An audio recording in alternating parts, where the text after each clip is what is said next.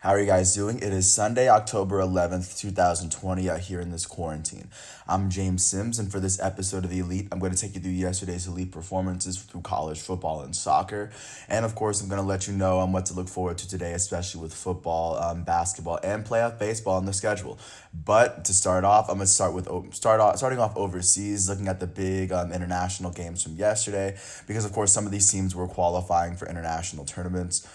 Starting in Europe, of course, with the UEFA Nations League, Germany was able to beat Ukraine 2-1. Leon Goretzka for Bayern was able to score Germany's second goal. Spain was able to beat Switzerland 1-0 off Oyarzabal's goal. They were able to win 1-0. Those are the big games from yesterday, and looking forward to today in terms of UEFA Nations League. Republic of Ireland does play Wales. Gareth Bale plays for Wales. No one crazy that I can really think of from both sides. I'm kind of new to this, but I can imagine that's gonna be a pretty big game. That's gonna take place at 9 o'clock a.m. on ESPN Plus. England's gonna play Belgium at noon. That's also gonna be a very big game. Of course, very good players on both sides, and I imagine they're gonna let them play. France is gonna take on Portugal. Of course, France, they won the World Cup back in 2018, I believe, and they're gonna face off against Portugal, who I think won the UEFA, or they won the European International tournament, or the most recent one. Portugal, of course, has Cristiano Ronaldo, so that's going to be a big game as well. And then Italy plays Poland. Robert Lewandowski, who won the UEFA Player of the Year, is going to take on Italy. And of course, Italy has a very, very strong side as well. And those are the big games to look forward to today in terms of soccer. I'm going to jump into MLS, of course, as that season progresses. But really quickly, looking out to yesterday's game between ranked opponents yesterday in college football. I'm going down the line in terms of who's ranked. Clemson, number one, Clemson was able to beat seventh ranked Miami 42-17, beating them very handily. Trevor Lawrence would lead the way, throwing for 292 yards and 3 touchdowns on the day. Eric King, he completed 12 of his 28 passes against the Clemson defense. He ran for 84 yards, giving him probably a combined 205 yards on the day with a rushing touchdown. Not much else going for them, but like I said, for Clemson, Trevor Lawrence, their elite quarterback, one of the 2 elite quarterbacks that I have listed for college football, one of the 2 elite football players. And of course, Travis Etienne would dominate on the ground. He finished with 149 yards on 17 carries, getting 2 touchdowns. Trevor Lawrence also added a touchdown on the ground and 34 yards. That would, of course, give him 326 total yards and 4 total touchdowns on the day with no interceptions. Braden Galloway will be the leading receiver for Clemson, as he had 74 yards and 4 receptions, and he had 2 touchdowns on the day as well. Defensively, Balin Spector led the team in tackles. He had 5. He also had a sack and a half. He also had another tackle for sacks. Of course, that guy is going to be something, and he did that against 7th-ranked Miami. Of course, with this loss, Miami's now 3-1, and now officially Clemson is officially 4-0. Jump into another ranked game. 8th-ranked UNC was able to beat 19th-ranked Virginia Tech 56-45 in a shootout. It will kind of come down to the very end, but like I said, North Carolina kind of held on. Looking at how Virginia Tech did, they had 3 different quarterbacks playing. Hendon Hooker would get the most yards. He went 7 for 13, throwing for 136 yards and 2 touchdowns. It would be Khalil Herbert doing the most for Virginia Tech on the ground, as he had 138 yards and 18 carries. He also had 2 touchdowns on the day. Leading receiver for Virginia Tech was James Mitchell. He had 103 yards and 4 receptions and a touchdown. And then on the defense, Tyler Matheny, I'm sorry if I butchered your name, he had 10 tackles, leading the entire team. I'm looking at how UNC did. Sam Howell will be their quarterback, completing 18 of his 23 passes for 257 yards and 3 touchdowns. Michael Carter would lead the game on the ground. He had 214 yards on 17 carries and 2 touchdowns. And their other running back, Javonte Williams, finished with 169 yards on 20 carries with 2 touchdowns on the ground. Through the air, he had 55 yards on 3 receptions. I mean, that was an incredible game, giving him about 250 almost. You're giving him about 230 yards of total offense. Cameron Kelly would lead the team in tackles. He had 9 along with Don Chapman. With this win, UNC, ranked 8th, is now 3-0. That was following yesterday, so I imagine they're going to move up in the rankings following I'm trying to remember who just lost, following Miami's loss. And with this loss, my Virginia Tech, now 19, may drop out of the rankings. Jumping to the Red River rivalry, unranked Oklahoma was able to beat 22nd ranked Texas 53-45 in yet another shootout. This one went to overtime, and Oklahoma outscored Texas 22-14 in overtime after eventually going for two, and then Texas just couldn't get it done. For Texas, their quarterback Sam Ehlinger would throw for 287 yards and 2 touchdowns. He also threw for 2 picks. He ran for 112 yards and had 4 touchdowns on the ground, adding up for a total of 399 yards and 6 touchdowns on the day, but Texas still lost. Through the air, Joshua will be their leading receiver with 83 yards and 8 receptions. He also had a touchdown. And B.J. Foster would be their leading tackler. He had 13. They had 4 players with double-digit tackles. DeMarvion Overshone, Joseph Owosai, and Jawan Mitchell also had Asai and Mitchell had 10 and Overshone at 11. For Oklahoma, Spencer Rattler, their quarterback, would throw for 290 yards and 3 touchdowns. TJ Pledger, their running back, who I'm aware of because he went to Chaminade High School in Los Angeles, a school a lot of my friends went to. He finished with 131 yards on 22 carries and 2 touchdowns on the day. And Austin Stogner would be their leading receiver with 56 yards and 6 receptions and a touchdown. On the defensive side of the ball, Pat Fields would finish with 12 tackles on the day. Looking at how both teams fared, the Texas had 100 tackles on the day, and they only had 1 sack. For Oklahoma, they had a total of 85 tackles and 6 sacks on the day. Big game, especially if you were a college football fan, to watch that yesterday. Additionally, 17th ranked and the defending champs, the LSU Tigers, they lost to Mizzou. Mizzou picked up their first win, beating the Tigers 45-41, as the Tigers, both teams are now 1-2. Miles Brennan would throw for 430 yards and 4 touchdowns and no picks. But it'll be the LSU defense that kind of fumbled the bag, as Connor Bezelak for Mizzou would throw for 406 yards and 4 touchdowns on the ground. Larry Roundtree III finished with 119 yards on the ground.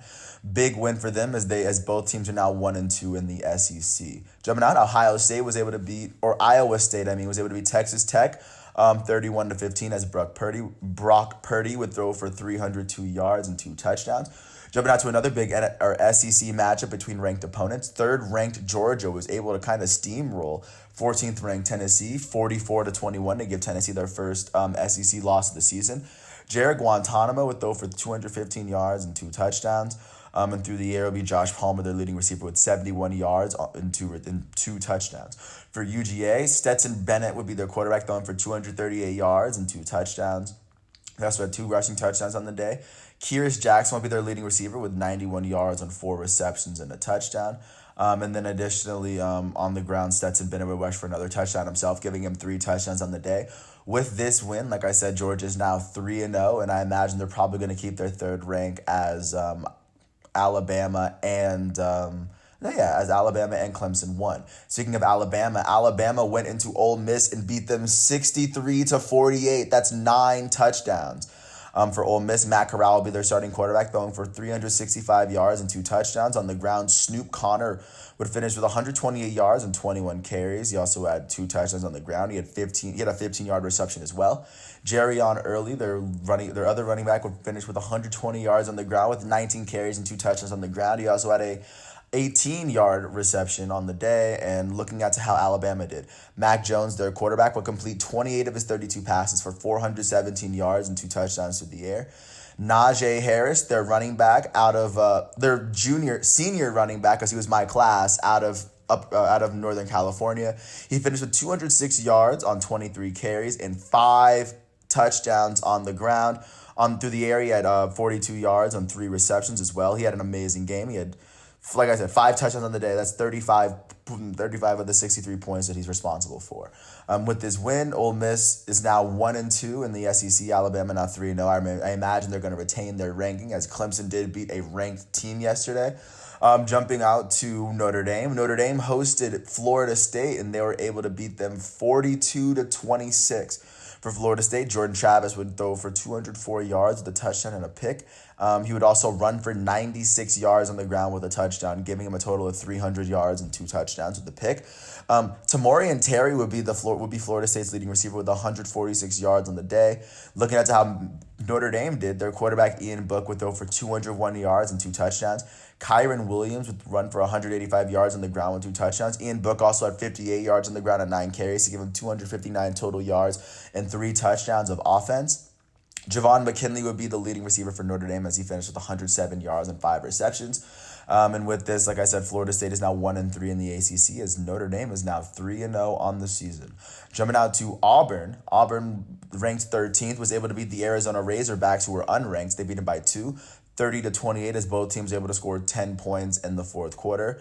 It would be Bo Nix leading it for Auburn. He finished with 187 yards through the air. Tanks Bigsby had 146 yards on the ground.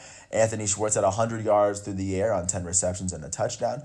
And then Felipe Franks, Florida's former quarterback, would throw for 318 yards and 4 touchdowns for Arkansas, but they came very close, but no cigar. Jumping out to Utah, BYU was able to beat UTSA 27-20.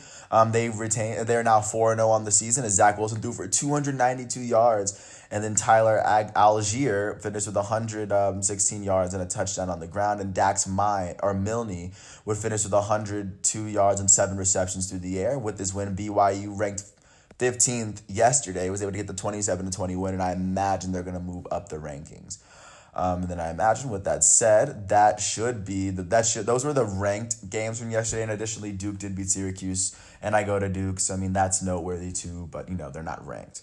Looking out to what to look forward to today, because it is Sunday, I'm going to start off with football, with looking out to week 5, starting with the 1:00 games. The 2-2 Carolina Panthers are going to take on their division rivals, the 0-4 Atlanta Falcons, who just can't seem to get anything going this season. Also, the 2-2 Oakland Raiders, or the Las Vegas Raiders, there we go, first slip up of the year, are going to take on their division rivals, the 4-0 defending Super Bowl champs Kansas City Chiefs on CBS. The 2-2 Arizona Cardinals, led by last year's Rookie of the Year, Kyler Murray, are going to take on the 0-4 New York Jets, led by Sam Darnold. Additionally, there's going to be the in-state matchup between the 1-2-1 Philadelphia Eagles and the 3-0 Pittsburgh Steelers on Fox. There'll be another matchup between the 3-1 Los Angeles Rams versus the 1-3 Washington Football Team. That's gonna be a very big game as the Rams are now 3-1, Washington is now 1-3. Also, another AFC North matchup between the 1-2-1 Cincinnati Bengals, led by the most recent number one draft pick Joe Burrow, facing off against last year's regular season MVP Lamar Jackson and the Baltimore Ravens. Also, Gardner Minshew and the 1-3 Jaguars are going to take on their division rivals, the 0-4 Houston Texans, led by elite quarterback Deshaun Watson. At 4:05, the 1-3 Miami Dolphins are going to take on the 2-2 reigning NFC champs San Francisco 49ers. Also at 4:25, the Indianapolis Colts, led by Phillip Rivers at 3-1, are going to take on the 3-1 Cleveland Browns, who have won their last 3 after losing their first game. The 0-4 New York Giants are going to take on their divisional rivals, the 1-3 Dallas Cowboys as well. And tonight, the 1-3 Minnesota Vikings, led by Kirk Cousins and quite possibly one of a top 5 defense in the NFL, are going to take on Russell Wilson and the Seattle Seahawks, the player and a team Russell Wilson, who I said would win the regular season MVP, and the Seahawks, the team that I said would win the Super Bowl this year. So those are the Week 5 matchups to look forward to today, and already the Bears have beaten the Buccaneers, so that's the only game of Week 5 that's been played, so there's a lot to look forward to today. Looking out to playoff baseball, in terms of what to look forward to today, it'll be Game 1 of the American League Championship Series. This one will be between the 6th seed Houston Astros, who finished 29-31 in the regular season, but did end up beating the 3 seed Minnesota Twins, and they did end up beating the 2nd seed Oakland Athletics just this past week. And they're going to face off against the number 1 seed Tampa Bay Rays, who beat their division.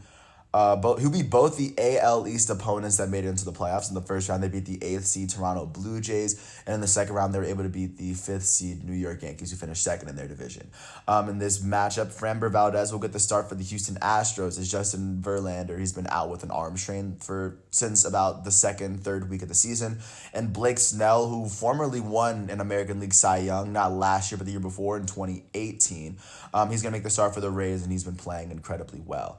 So that's what you gotta look forward to today, as game one of the NLCS will start tomorrow between the Braves and the Los Angeles Dodgers, and the Rays and Astros game two will be tomorrow.